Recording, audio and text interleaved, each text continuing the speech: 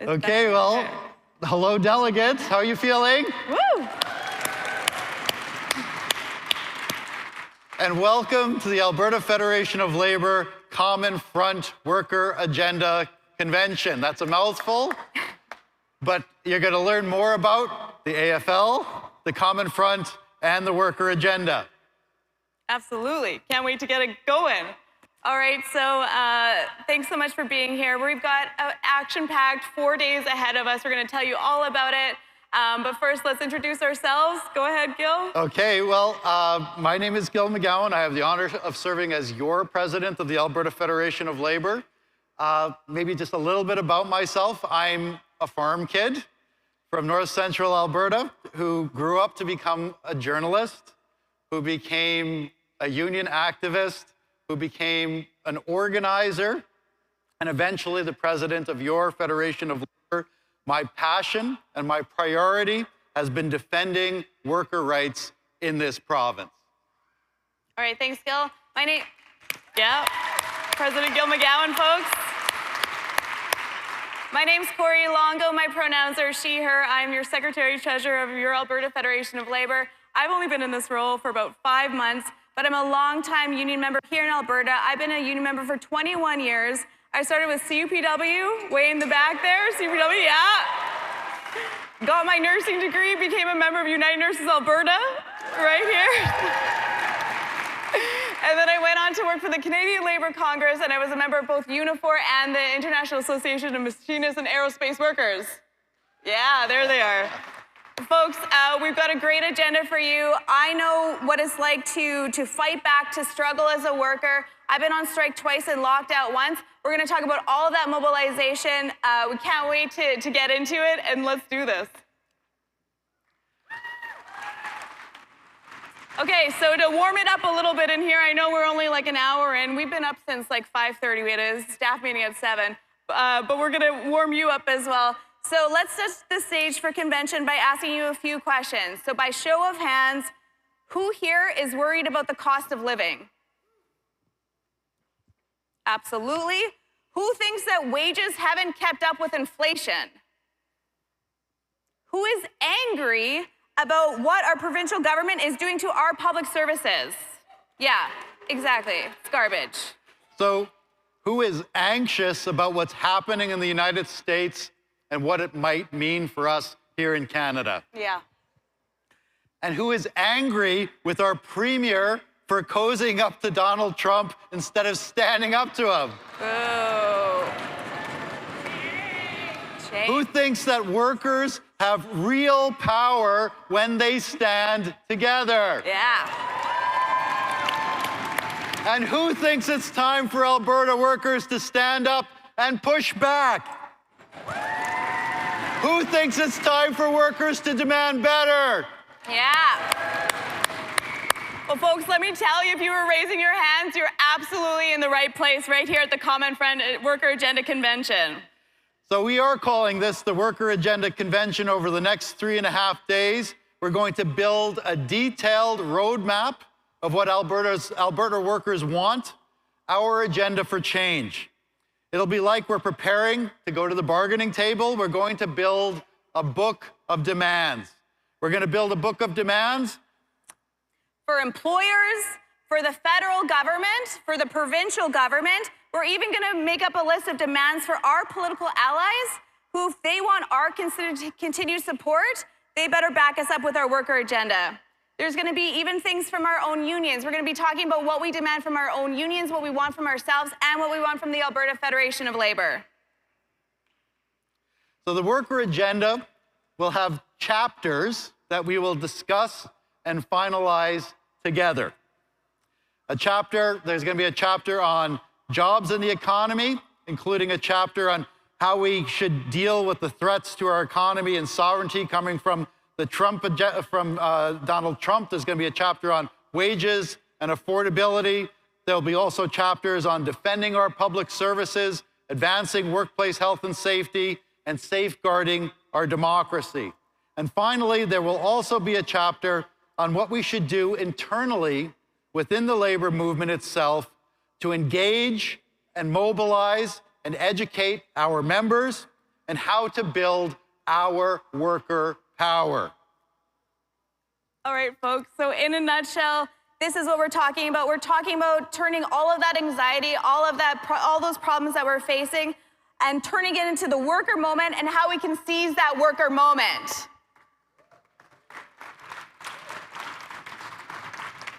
So in terms of process, the discussion on each chapter of the worker agenda will follow the same pattern. We'll start by identifying the problem, then we'll talk a little bit about the context for that problem, and then we're going to present you with some proposals that are included in a worker agenda document that is in your Event Mobi package. So for example, we're going to talk about how wages have not been keeping up with inflation.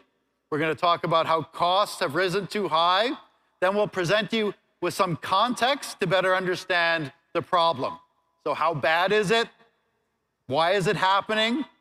Who's hurting us? Who's helping us? And once we've discussed the context, we'll summarize the proposals for action contained in the worker agenda policy paper. These are the policies that our unions, your unions, think are needed to protect and advance the interests of Alberta workers. Absolutely. So this isn't just going to be us talking about at you. This is the Common Front Worker Agenda Convention. It's going to be super interactive. We're going to be bringing out a bunch of Mentimeters. Has anyone done Mentimeter before? If you came to a Common Front tour, you did. Yeah? Okay. It's this super interactive, real-time surveying that we'll be doing. We'll be posting the results so you'll see what we're all thinking about, what we're all talking about. It's a tool, and it's going to help us build out these worker agenda proposals. We're also going to be doing something else that's a little bit interesting. For a few weeks now, we've had polling in the field. So we're going to be listening to you about the Mentimeters. We're going to be seeing your results, and then we're going to be comparing them to what Albertans are thinking as well. And it's going to be really interesting. I think you're going to be not really all that surprised. I think we're going to see that a lot of Albertans are on the same page as us. Then it will be your turn.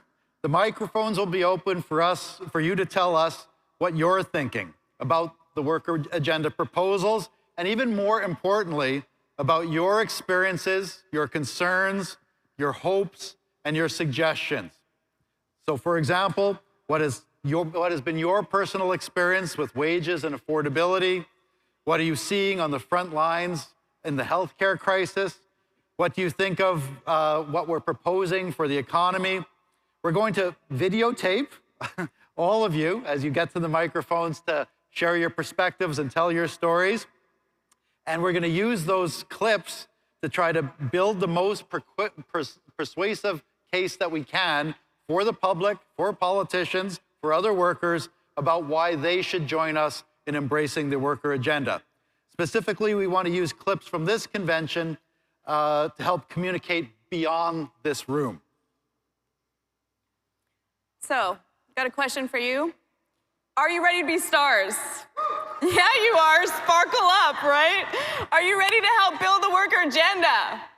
Yeah. All right, you guys, we're going to find your voices. We're going to hear from you. We want you to be super involved and active. But first off, we're going to do a quick summary of how those 4 days look ahead of us. So we're going to be talking about the Constitution a lot. And when Gil was building these notes, he was like, I know it's not that interesting. The Constitution is super interesting. As a constitutionalist, this is one of my favorite parts of our agenda coming up. But this is really foundational to the work of the Alberta Federation of Labour. It's our governing document. What was really awesome at the last convention, there was a motion that was passed to do a total review, a top-to-bottom review of our Constitution. We've had a committee working on this, the Constitution Committee. I see you right there, Thomas. Yeah, you are. They've been working on this for over a year and a half. It's been tons of work. We've got a Constitution block coming up. That will be part of the discussion, and we want to hear from you. And we've been asked by the chair of the Constitution Committee to make sure that you take some time, perhaps this evening, to read the proposed constitutional changes. Maybe before bedtime, because it's a top-to-bottom review of our Constitution, and in order to make things move quickly, Thomas has stressed the importance of people reading the document beforehand and not try to read it while it's being discussed on the floor. I think he was actually begging when he asked me to mention that, right, Thomas? And can I just say, so if you'll see on your agenda, the Constitution block is coming up on Saturday. It's the Constitution block number 1, and the Constitution amendments are in the app. So we also have many other exciting moments planned.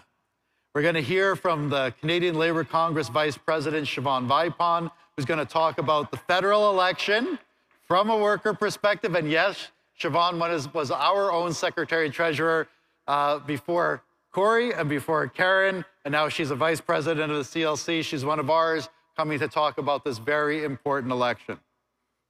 Okay, and we also have our keynote speaker, super stoked. Anybody heard of Chris Smalls, former president of ALU, Amazon Labor Union? Absolutely. You would have seen him. He was on the Jesperson show yesterday. He is here in our house. He has a truly inspirational story about going up against a multi-billion-dollar corporation named Amazon, and he's here to encourage you. He's here to inspire you. Can't wait for his keynote. That's happening tomorrow morning. We will be having some time for selfies as well. And one of the biggest ticket items of all, on Saturday afternoon, we're going to host what we're calling the Common Front Resistance Rally. We're going to travel down by bus, provided by ATU members. Woo! So we're going to travel by bus down to the legislative grounds, where we will join hundreds, maybe thousands of our friends and allies, all to send a message of forceful resistance. We're going to resist attacks on our wages and our worker rights. We're going to resist attempts to privatize, underfund, and understaff our public services. And we're going to resist any and all attempts to turn our province into the 51st state. Yeah. Whether those attempts come from Donald Trump or from some of our fellow Albertans, including our own premier. I cannot wait for the rally. It's going to be awesome. It's going to be a moment. All right, but first, let's see who's here. We're all about the labor movement. So when you hear your union, we want you to stand up and cheer, all right? United Nurses Alberta. All right.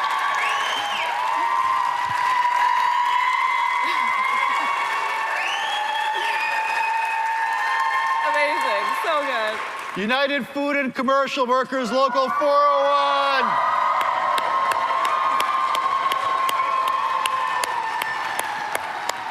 All right, Canadian Union of Public Employees. Yeah, there they are, QP. The Amalgamated Transit Union. Woo! All right, my friend, Canadian Union of Postal Workers. Woo!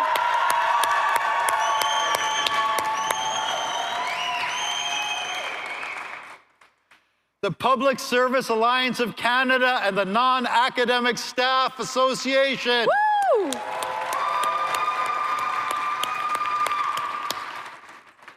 We've got the Health Sciences Association of Alberta. Yeah, Mike Parker, president. Yeah, there they are. FICA, sweet. All right, we've got International Brotherhood of Boilermakers. Woo! Yeah. We've got the Iron Workers.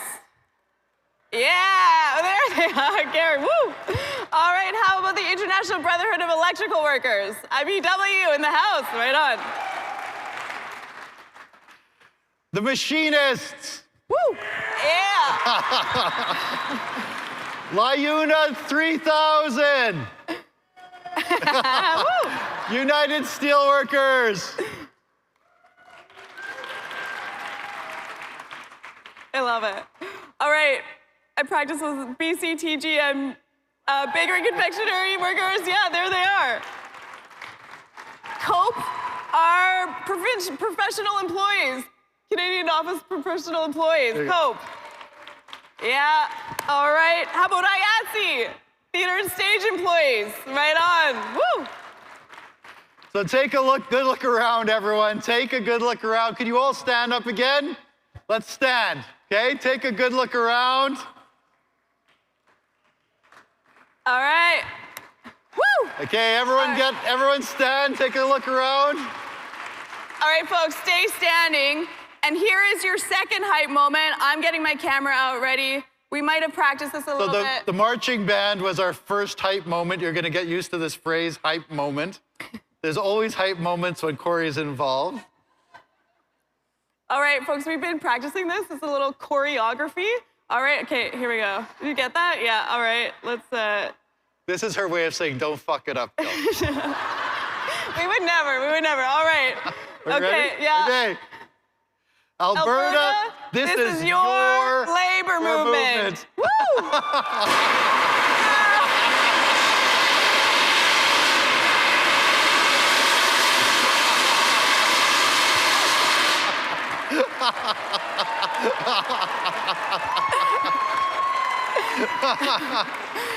That was amazing. Oh my God. Obviously, we couldn't practice that one, so that was phenomenal. We did warn the folks down in the front, just so you know. We were planning to warn the people at the front. Did we do that? I warned these Okay, folks. yeah. Joanne, yeah. Joanne came in later, yeah. Okay. Roy, okay, we're asking for the house lights to be on as well, please. All right, and we also have some special guests joining us as well. This is not working. Oh, it's good now, I think. Oops. Oh, all right, we have folks from AUP in the house. President Guy Smith, thanks for joining us, President Guy Smith from AUP is at the back there. Welcome, Guy. We got APFFPA, also the firefighters. Elliot Davis, I believe, Cody, yeah, amazing. CSU, MRSA, and BTA, the Building Trades of Alberta. Building Trades of Alberta. Thank you for being here with us. Thanks very much. Is that Terry from the Building Trades? Is he here? Not yet. Okay. So how about first-time delegates? Who is attending an AFL convention for the first time? Please stand. Woo! Welcome, welcome. Yeah, and if you're a first-time delegate and you get up to the mic, you get a free water bottle, so be sure to identify yourself.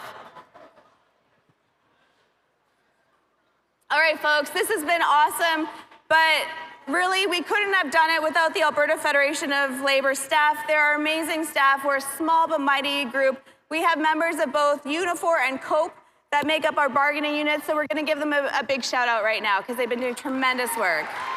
Okay? So we've Absolutely. got Ian Hussey and Lauren Smile. Leah Hall and Joe Irving. Maria Ramirez and Helen Kirkott. Woo! Beth Grieve and Elena Porter. And a special thanks to Allison Alberto and Katie Chung, who are joining us to work on this convention and the rally. And folks, there's the AFL staff. They came out to join us, so big round of applause for them. Amazing work, folks. We're just getting started. Thank you. So one of the things that we do at the start of every convention is review what we've done over the past term. This review is actually a requirement laid out in our Constitution, but it's also an important opportunity to remind ourselves of what we can accomplish when we work together, and to remind ourselves that, in fact, we are a real force to be reckoned with in this province. So we're going to start chronologically. People who attended the last convention will remember that it was held shortly before a provincial election in 2023. And so in the lead up to that provincial election, our unions came together under the banner of the Federation of Labour to create a campaign aimed at energizing workers to vote for themselves in that election. That campaign was called Workers Demand Better, and it's a brand that it's very useful, and so we've kept using it ever since that election, but it was that election where we kicked it off, and the Worker Demand Better campaign had a few goals. Most importantly, the goal was to get voters to think of themselves as workers and to get them to look at the election through the lens of worker concerns and priorities. So here's the first video from that ad campaign, and I think it really encapsulates what we were trying to do. So let's see if we can play this one. Alberta, home to the Rocky Mountains, Big Sky prairies, and our greatest natural resource. Kevin. Me? Well, not just you. It's Maria, too. That's me. Alberta's greatest natural resource is our workers. And getting our economy back on track means respecting and supporting hard-working Albertans. This election, demand better. Demand what? Better.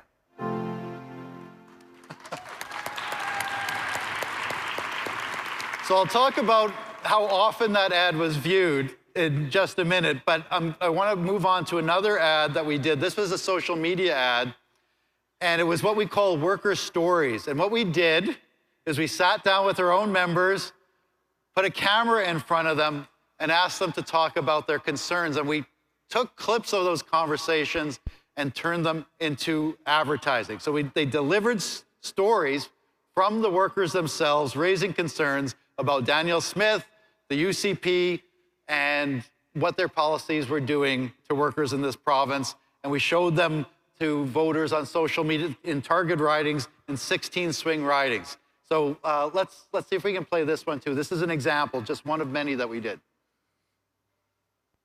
We are in a crisis in healthcare right now in the province. They've got surgical beds closed, they had emergencies closed. You've only got so many surgeons, you've only got so many nurses, you've only got so many anaesthetists. We don't have the resources we need to give the care that we are trained to do. Nurses are leaving the province. I don't see a bright future with the UCP or Danielle Smith.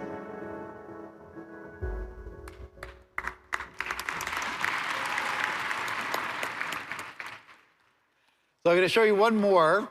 So, during once the writ was dropped, we actually ran these ads in 16 ridings again, television ads, and we actually won the Best Canadian Online Video Award, the Best Canadian TV Political Advertisement, and the Best International TV Political Advertisement. Okay, so let's show this one. And this was one of his series using a similar theme, but this is just one of them. What would you say you do around here? Politics? Yeah. How are you keeping the cost of living under control? What if we made the minimum wage more minimum? You mean lower it? That's a great idea. Any solutions for the healthcare crisis? Everything will be fine once we privatize, if people can afford it. We need a better plan.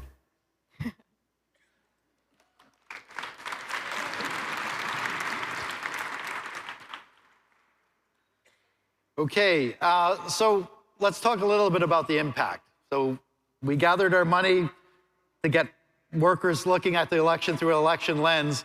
Those ads, the combination of ads that we put together reached 2.5 million voters in Alberta and re-engaged about 500,000 people in the 12 swing ridings that we identified during the campaign period. In those ridings, 7 in 10 voters saw at least one of our ads, and we racked up 5.7 million views on TV and 1 million listens on radio. So these are some photos of some of the, because we didn't just do advertising, we also had an on-the-ground campaign, and we enlisted workers to organize workers, and we knocked on doors on behalf of candidates who had been identified by our unions as friendly to our priorities. We were in, I think it was 21 different ridings, but we did focus on the 12, mostly in the Calgary area. So these are some pictures of the door knocking campaigns that we did.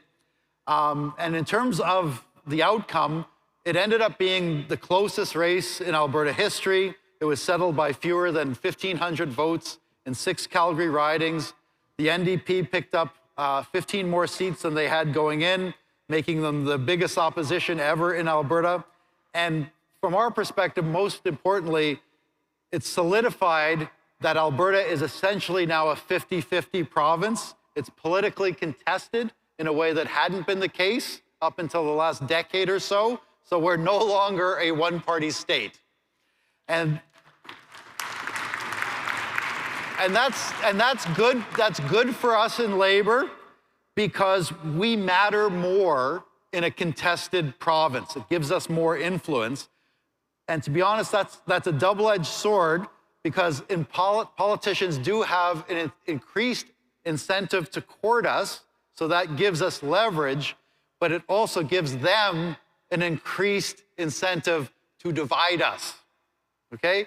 So we have more influence, we matter more, so they'll come to us more, they might listen to us more, but they also might play games to play with our heads. We'll talk about that a little bit more. So one of the other things coming out of that campaign that we really want to highlight for you today is the creation of something we call the AFL Data Trust. And the idea behind the Data Trust is that most of our unions have big lists, either lists of members or lists of supporters, but we were in silos. And we had this brainwave, wouldn't it be great if for the purposes of mobilization during an election campaign, either federal, municipal, provincial, or in the context of organizing workplaces, mobilizing around issues, wouldn't it be great if we could actually take these lists and find a way to coordinate them? The challenge was that we guard our lists for good reasons, but we wanted to see if we could find some way to share them without giving the list to each other.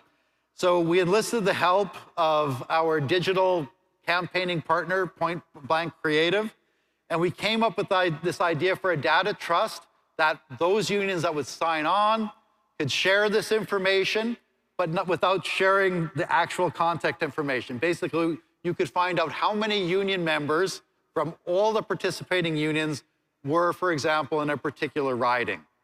So obviously that gives advantages. How many working people are in that riding? And so it's politics, it could be issue-based, it could be organizing workplaces. So we went to great pains to make sure that the data was segregated. We had to sign contracts to make sure that we maintained the confidentiality of the information. And we created a governance structure between the unions to decide how and when to use this new and powerful tool. But the capacity for coordination and cooperative mobilization was huge. And so we created this thing, and nothing like this had existed anywhere in the country. And this was a proof of concept. We built the infrastructure for this new powerful tool for using our lists for the purposes that we decide as a labor movement, not just politics. We can use it for organizing, we can use it for lobbying, we can use it for resistance.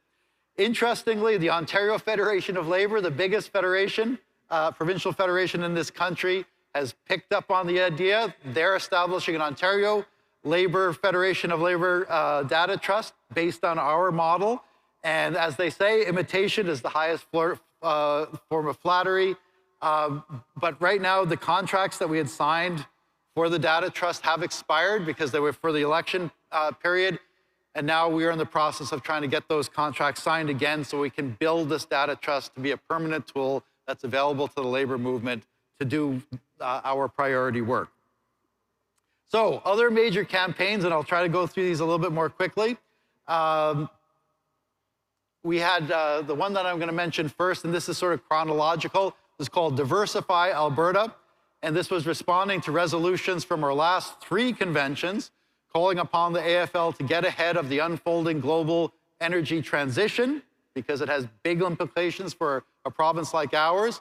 So what does it mean for Alberta workers and the Alberta economy? If the world is moving away from fossil fuels, how can we turn that threat into an opportunity?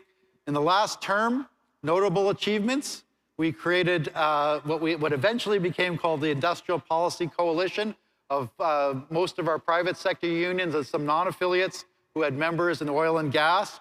We published a groundbreaking report called Skate to Where the Puck is Going, which was a labor-focused blueprint for economic development.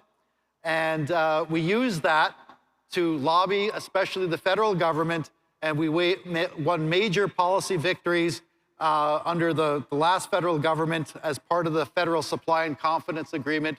They agreed to put energy transition on that list of supply and confidence priorities, and it led to them committing literally billions of dollars in investment tax credits for diversification projects that are right now creating thousands of jobs right here in Alberta. The biggest example is the Dow Chemical net zero hydrogen expansion in Fort Saskatchewan. So this is not something that's imaginary, it's something that's actually happened. Our federation built this roadmap, we used it to lobby a government, we got billions of dollars, and we got them to attach what we described as labor conditions to the money. So the companies getting the money had to demonstrate that they're going to pay union wages and create and train apprentices for the future. And we did that. We did that together. So this term, we built on that by launching a new brand called Diversify Alberta, because polling shows that diversification is one of the only things that almost all Albertans can agree on. And we launched a website, which you can visit, diversifyalberta.ca. We hosted a provincial town hall tour visiting 7 communities, and we did some ads to promote the work on the Diversify Alberta tour. And I think it's important for members of the unions affiliated with the Federation of Labor is that this campaign, started by us on our own, was it used to leverage money from private foundations. And in fact, we won $400,000 in funding from the Ivy Foundation for the first stage of our Diversify Alberta campaign. And they like the work that we've done on this issue so much that they just approved another $400,000 grant for us for the next 2 years to continue work on this issue. And we just got the check last week. So moving on chronologically, I'm hoping people will remember this campaign because it was a big one. It was called Workers Need a Raise. Okay, so this was, you saw this roll out in the summer and fall of 2014. And the goal of this campaign was to increase public awareness about how wages have fallen behind in our province, increase public support for wage increases for all workers, but especially for people working in the public sector, and also to support increased public investment in those public services. So the bottom line for us is we wanted to do this campaign, knowing that so many of our unions are going to be going to the bargaining table. We wanted this campaign to get the public on side and help create what we described as winning conditions for our unions as they headed to the bargaining table. So here's just one, there were many ads once again, but we've got one here that we're going to show you. It's an example of the stuff that people saw around the province to build up public support for our unions as they head to the bargaining table. So please play this one. In moments of crisis, Alberta relies on workers, skilled Albertans who thrive under pressure and will work for wages that won't pay the bills. Alberta needs workers. Workers need a raise. Short and sweet.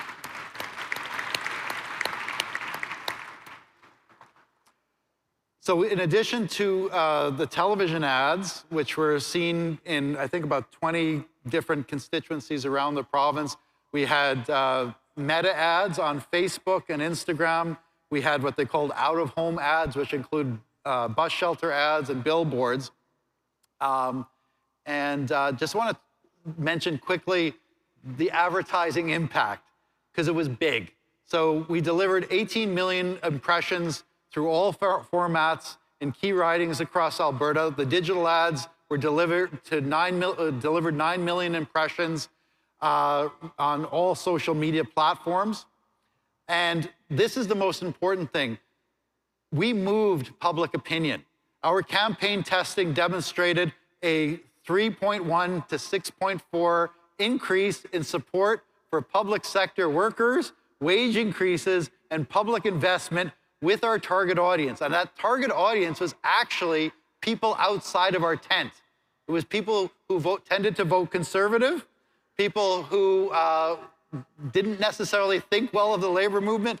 The most conservative people in this province, when they saw these ads, were much more inclined to support the idea of wage increases for workers in both the public and private sector. So the digital ads were just part of a bigger strategy. They were complemented by the research and communication work that we've been doing on our reports, especially with Jim Stanford, probably the most progressive labor economist in the country. We're going to hear more about Jim over the next couple of days. And the work it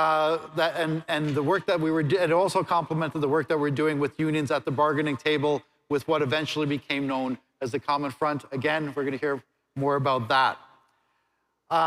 Another campaign that we just want to highlight for you guys quickly was the campaign that made waves across the province in response to Daniel Smith's scheme to pull Alberta out of CPP. And so folks will remember, well, the folks in front of me might remember, it started with a promise that I made on behalf of the Federation of Labor to delegates attending a UNA AGM. And that promise was that we, as a labor movement through the Federation of Labor, would help lead the fight to keep Alberta in CPP. Woo. Yeah. And so the campaign that we launched was called Don't Risk It. And it included a report authored by pension expert Murray Gold. There was a website, which was a one-stop hub for information on the issue, where we debunked all these arguments about why we should pull Alberta out of CPP. We had an ad campaign that reached 480,000 Albertans. We did media work, so lots of coverage in the mainstream media. We had a petition that generated 20,000 signatures, and we also signed up 8,300 people who said they would wanted to continue work with us on issues related to protecting our pensions. And we also organized a number of MLA actions. So we were outside more than a dozen UCP offices, putting messages on their windows about why we wanted Alberta to stay in CPP. So here's a link to the report prepared for us, as I said, by pension expert Murray Gold. We're using these QR codes. They're available to you, but if you want to access the report, we'll throw them up on the screen briefly, so you can open the report and read it if you haven't already done so. So here are just a few, there's a copy of the website, there's an image from the website, some of the ads that we did on Facebook. And as you know, Daniel Smith had a full head of steam for this idea of pulling us out of CPP, but then the chief actuary of Canada released a report saying basically what we had said in our report, that Daniel Smith was full of it. And ever since that report has come out from the chief actuary saying that Daniel Smith's numbers were all wrong, she's gone quiet on this issue, but we know that she hasn't given up on it entirely. So it's in a holding pattern right now. And I just want to say that this was a victory for us. We stopped her. She spent $8.5 million of public money trying to sell this to Albertans. She failed. We won in the court of public opinion, but we weren't the only ones, but we contributed to the UCP backing away on this issue, at least for now. So on the subject of pensions, there have been a few other big things that have happened. So for example, you may have heard of this guy named Stephen Harper.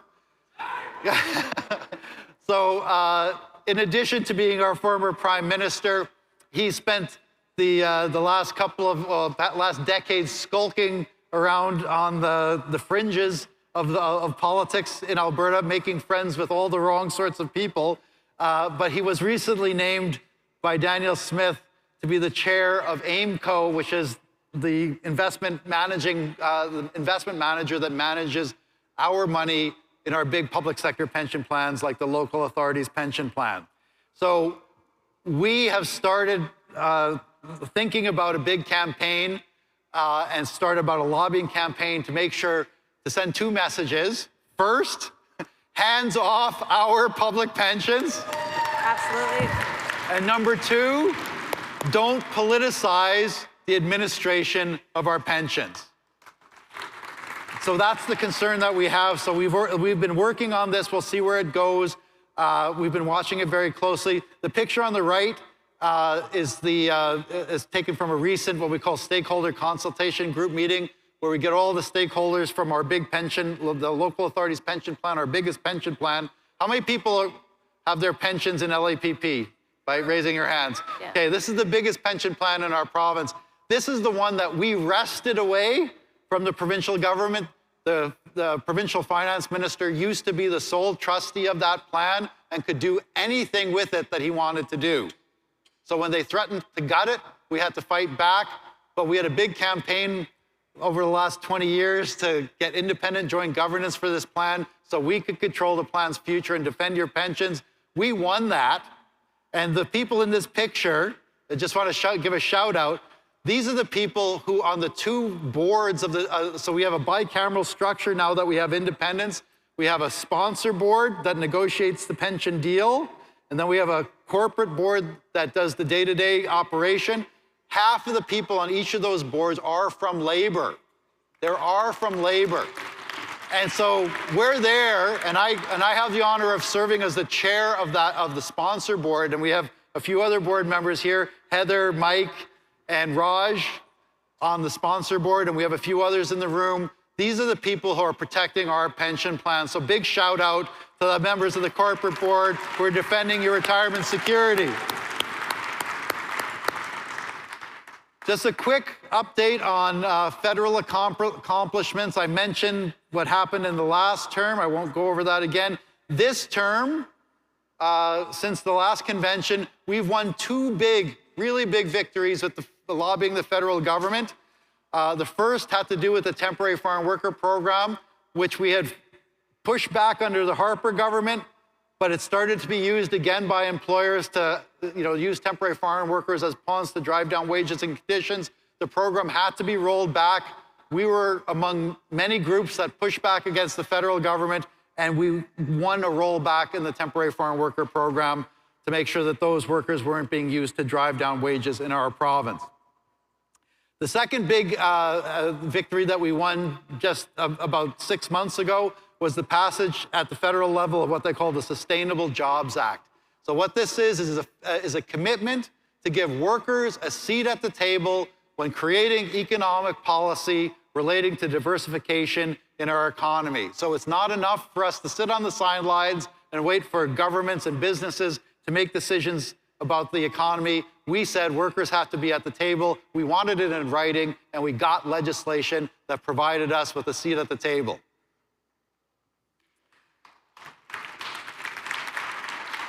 And we also participated in a number of several other important victories, including federal anti-scab legislation. Yeah. We won that together as a labor movement.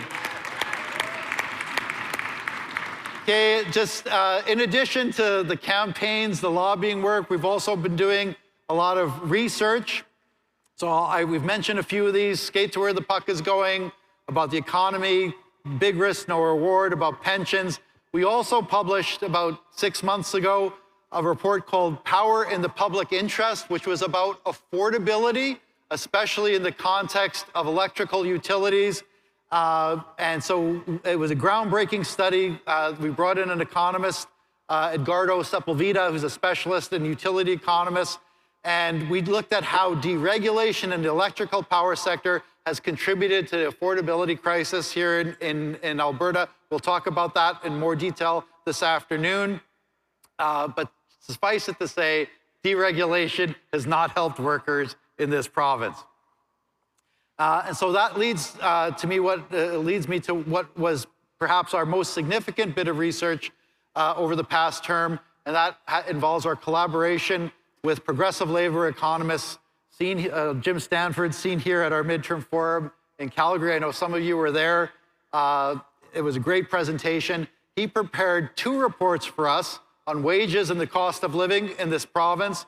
The first entitled Alberta's Disappearing Advantage, and the second, an update called the Alberta Wage Disadvantage. So we'll talk about this later this afternoon, but it told a story about wages not keeping up with inflation. It basically demonstrated that we're not imagining things that workers are not keeping up.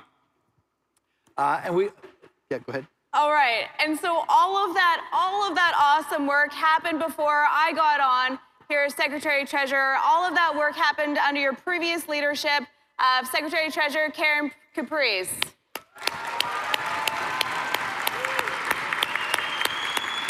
All right, but we've got so much more ahead of us. We've got more irons in the fire. We've got more reports coming. So we've got another report from Jim Standard about updating with the wages in Alberta's oil and gas sector. We've also got a report on the oil and gas profits from the Canadians for tax fairness. And we've also got this other campaign that we've heard so much about. We've got tons of momentum, tons of interest in it. It's the anti-clack campaign that you'll be hearing about more on Sunday, I believe. Yeah, so much interest in it. So we've been saving the most important accomplishment for last.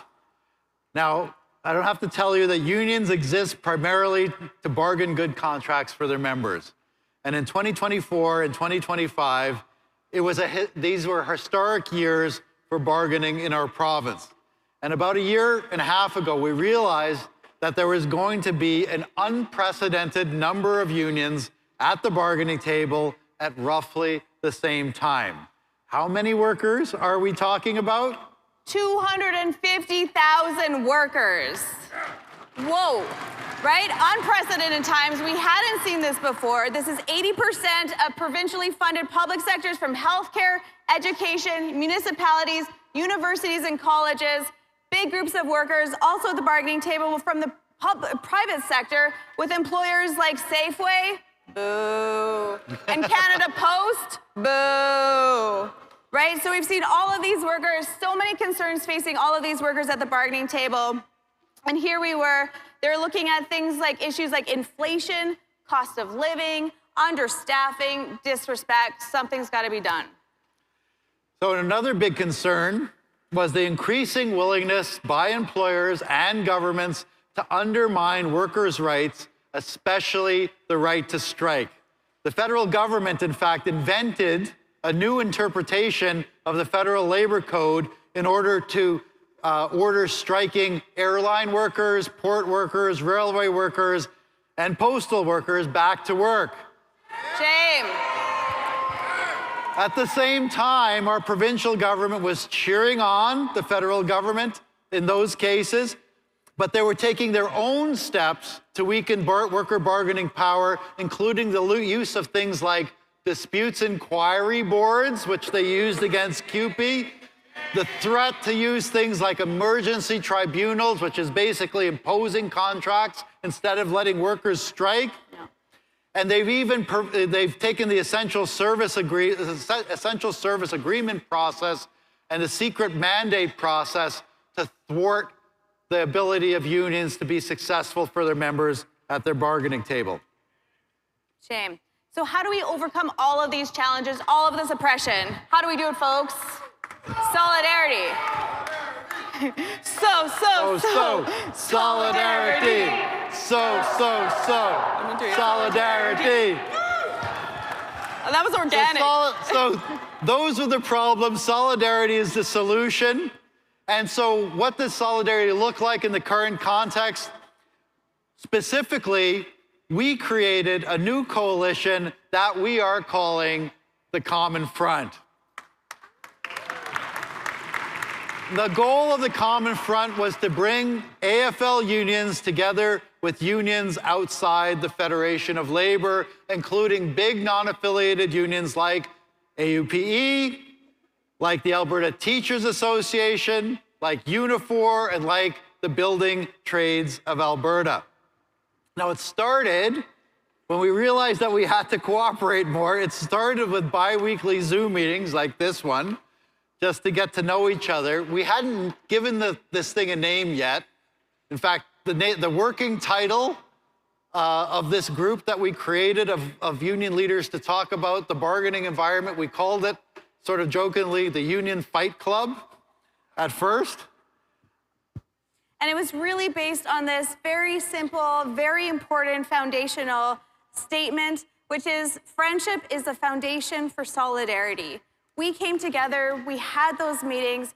Karen and Gil started this coalition a year and a half before I got on. I joined on, and we were having conversations. We were meeting. We met bi-weekly. That last picture was actually on Family Day. It was so important to folks that these leaders, your leaders, came together inside and outside the House of Labor and wanted to meet even on a holiday. So we started slowly having these conversations, working together, coming up with solutions.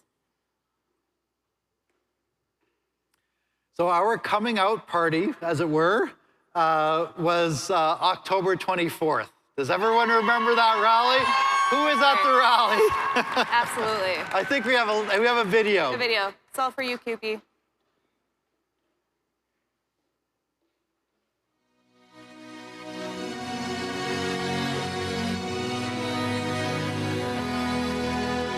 This is the largest worker demonstration in Alberta history.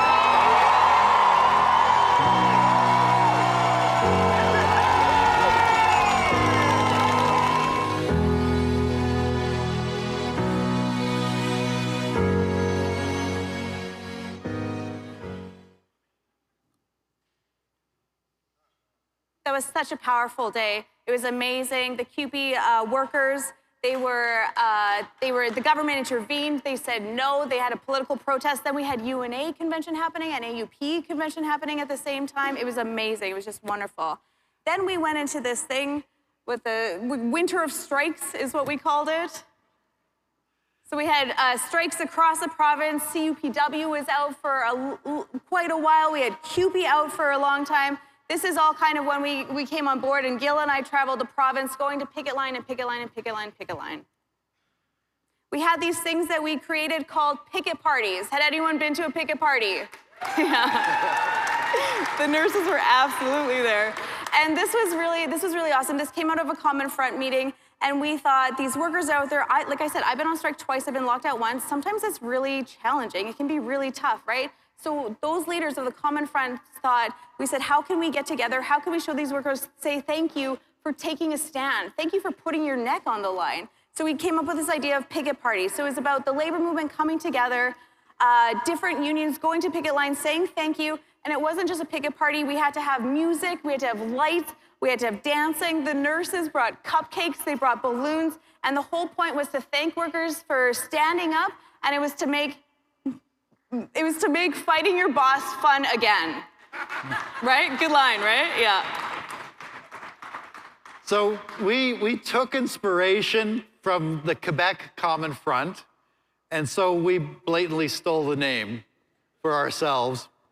And I actually ran into my counterpart from the FTQ, the Quebec Federation of Labor, at an event in Toronto, and I showed her a picture of our first Common Front meeting in Lethbridge, where we were holding up the Common Front sign, and she was so thrilled that there was another Common Front in the country, because they've been doing it for 40 years.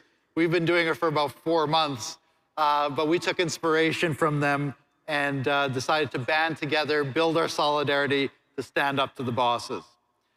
So this led to our first big formal meeting, what we call the Common Front Summit, where we brought together all the unions that have been involved in the Common Front. So AFL affiliated unions, non-affiliates like AUP, was hosted at the AUP building on January 16th? 21st. 21st, yes.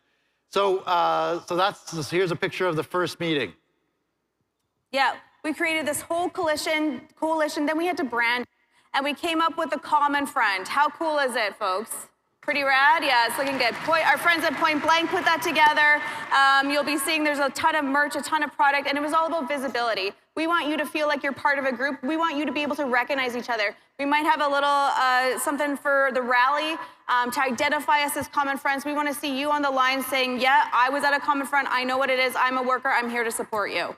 Okay, just so in case it's not clear, this is a stylized wolf. And the idea is that the Common Front, like individually our unions are strong, like a wolf in a wolf pack, but they're an unstoppable force when they're together. So that's what we've been calling ourselves, the Common Front. We're a wolf pack that's going to take over this province. Yeah.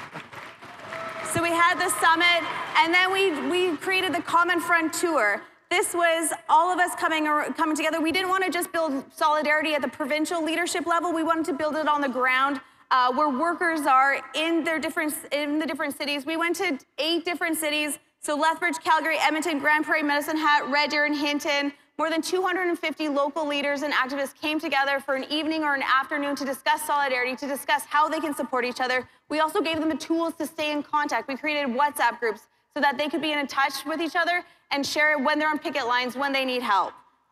We also had a little bit of fun at these Common Front tours too. Let's play this one. This one's like 4 seconds. Common Front, Red Deer. And that wasn't even my idea, folks. That happened all naturally, seriously. So we went to 8 communities. Only 1 community did the Common Front Wolfpack howl. That was Red Deer. So special shout out to Red Deer for doing the howl. So we had a lot of fun. We also did a lot of media along the way as well. Okay, and one of the things that we did together, because there were 9 CUPE locals out on strike, representing education support workers, and they were on the picket line for quite a long time, and anyone who's been on a picket line knows that can be really difficult in many ways, not least of which financially. And so we got together through the Common Front and through the Federation of Labor to reach out to affiliates to see if we can get some money to top up their picket pay, especially for those who are on the picket line longest. And so we decided that we would kind of raise money and provide support for those locals that have been on the line for longer than a month. So that was 4 locals. So the 2 up in Fort McMurray, 3550 here in Edmonton, and the Sturgeon County local as well. We raised, through our locals, $25,000 to top up the picket pay for those workers who are on the picket line.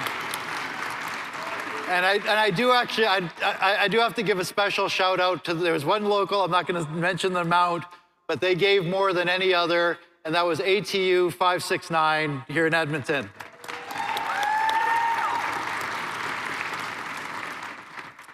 So in addition, probably one of the most, other than creating the Common Front itself, one of the biggest developments in the work that we've been doing in this area was the creation and the signing of what we call the Solidarity Pact. So this is historic. Basically, it's a document that in which unions are making a commitment to each other in the community, on the bargaining table, at the bargaining table and on the picket line. Basically, we said that an attack on one will be seen as an attack on all. This Solidarity Pact was signed by 28 unions in this province, representing 350,000 unionized workers. Yeah, it was a phenomenal day. So we had the Solidarity Pact, then we wanted a Solidarity Pledge for workers as well. So the Solidarity Pledge is about hitting workers in the fields, talking to them in their heart. We actually got encouragement from UNA when we met with you in the South in Calgary, and it was about coming together. It was about saying, I will not do struck work. I will stand up to bosses. I will use my voice. Yes, I will find my voice. I will talk to employers. I will talk to politicians. I will support picket lines. So the Solidarity Pledge is still live. We want to encourage you to go sign up and support workers. So we talk about the Common Front trifecta. So we've got the Common Front Summit, and we've got the pact and the pledge. The final part of it is what we're calling Common Front resistance rallies. So the idea here is now to start reaching out beyond labor and organizing rallies, because there's so many people in this province who are concerned by the direction we're heading. And so what we're gonna start doing here at the convention, organizing the first of what we're planning to be many resistance rallies. So resistance against attacks on workers' rights, resistance against attacks on our public services, privatization, resistance against any attempt for us to become the 51st state. So the first resistance rally will be held as part of this convention, but there will be more. So this is this thing that we've built, the Common Front. It's still new. As I mentioned, Quebec's Common Front has been around for 40 years. Ours has been only around for 4 months, 14 if you count from the time when we first started meeting and I didn't have a name for it yet. But the Alberta Labour Movement, as a result of the work that we've been doing, all this collaboration and solidarity, we have arguably never been stronger and more united. So all of these unions who are part of the Common Front went through a lot of job action, went through a lot of mobilization. We had CUPE, we had those 9 locals out on strike who won for their members. We had UNA who rejected a deal, demanded better and got it. Amazing. We've got ATA who have a tentative agreement that's been reached. The ratification votes are still happening. Same with NASA, they've got a TA votes happening as well. This is ongoing, folks. There's still so much more to come. We've got health sciences still in bargaining. We've got United Food and Commercial Workers still in bargaining. And AUPE is at the table as well. So we're gonna keep this Common Front going. We need it. So going into all of these challenging times, the AFL is well positioned to keep the momentum going, to continue strengthening the foundations of the Common Front. Our membership is relatively stable. We came into the last convention with 24 unions. We're coming into this convention with 24 unions. But I want to be really frank with all of you. There are challenges. The paid-up membership of the Federation of Labor, as it stands right now, is about 12,000 members less than it was going into our last convention. The big problem from our perspective is the UCP's divide and conquer strategy for labor. So you remember how I mentioned that we are players now? We're in a contested province. People are looking for support from labor, and that includes our allies, but it also includes some of our enemies who are trying to hive off some of our unions. So this is the strategy that was behind Bill 32, and which is a campaign to defund the labor movement, which we found a way to deal with. But it's also at the root, and I'll be blunt about this, it's at the root of 2 disaffiliations from the Federation. So, but despite of and we'll talk about this a little bit more in some of our coming discussions over the next few days, but despite all of this, the AFL is strong. 18 of our affiliate unions are either the same size or bigger than they were the last time we met.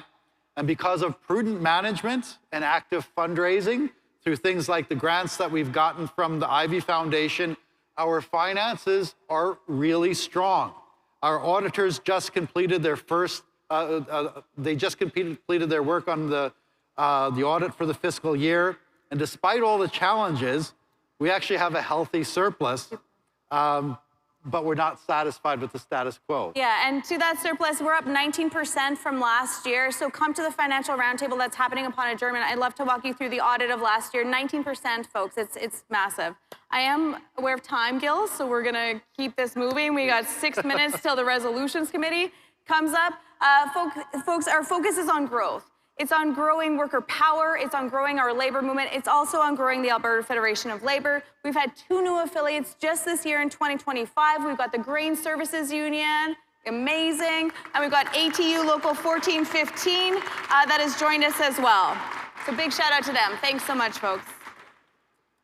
So in addition to bringing in those 2 unions, we also have developed, Cori and I have developed a long list of unions that we're building relationships with and starting the conversations which we hope will lead to affiliation. So these are the unions that Cori and I have spoken with, in some cases had multiple meetings with about joining the House of Labor through the Federation of Labor. So it includes CSU 52 here in Edmonton. We've had some initial conversations with the firefighters here in Edmonton. We've had some really fabulous conversations with the folks at Mount Royal University, both the Mount Royal Staff Association and the Mount Royal Faculty Association. They're both members of the Common Front. We're joined today by the Alberta Professional Firefighters and Paramedics Association at the back of the room. We're having some hopeful conversations with them. The Operating Engineers 955, that's one of the unions that has disaffiliated. but Cori and I have had really productive conversations, and I'm very confident that it's not a question of if they'll be back, but when, and hopefully sooner rather than later, it's going to happen. In addition, we've been having conversations with the Painters Union. We've been having conversations with the laborers, Local 92, with the plumbers and pipe fitters, 488, which is up here, and 496 down in Calgary. We've been also having conversations with SEBESA, which represents workers at the Calgary Board of Education. We've also had really great conversations with one of the newest unions in the province, the Alberta Union of Nurse Practitioners. I think they might actually be here as guests at the back. And I'm just going to mention two final unions that we've been having really productive conversations with about affiliation. The first is the big fish, AUPE. And as you've seen, they're active participants and supporters in the Common Front. But just last week, Cori and I had a conversation with the president of AUP Local 6, representing social workers. And their president is going to be bringing a resolution to their next AGM to affiliate with the Federation of Labor. So that would be the first, if it happens, and we don't want to count our chickens, but if it happens, that will be the first AUP local affiliated with our federation in more than 25 years. So, and then finally, Unifor, and we've been having conversations with Unifor. They've got a lot on their plate right now with the attacks on the auto sector, but I've met with their national president, Lana Payne, their regional vice president, Gavin McGarrigle, and probably most importantly, we have a big Unifor local up in Fort McMurray representing people working at Suncor. It's Unifor Local 707A, and the Fort McMurray, the Wood Buffalo District Labor Council and their president, Omar Hussein from HSA, he's determined to get that local into the Labor Council. And so he and I are working on trying to convince Unifor and the CLC to look at allowing 707A to affiliate as a pilot project to maybe build bridges to bring Unifor back into the whole labor movement, starting here in Alberta. But there's one more thing that we have to mention to set the context for this convention, and it is this guy, okay? So the Trump threat is real. So tariffs, trade wars, he's crashing the stock market, he's set oil prices tumbling, there have been job losses, inflation, recession. But the damage that Donald Trump is doing is not just economic. He's abandoning Ukraine. He's talking about turning Gaza into beachfront condos, seriously. His government is snatching people off the street, including immigrants and Canadians. He's attacking the media. He's attacking universities. He's attacking allies. He's attacking democracy. And he's attacking unions. He's actually stripped the right to collectively bargain for all federal workers in the United States. That's the kind of threat this guy presents. And for us, one more big threat, he is threatening to turn Canada into the 51st state. And so we're going to be talking about that at this convention, but I just want to reassure you that when it comes to responding to Trump, Labor has already been in the mix.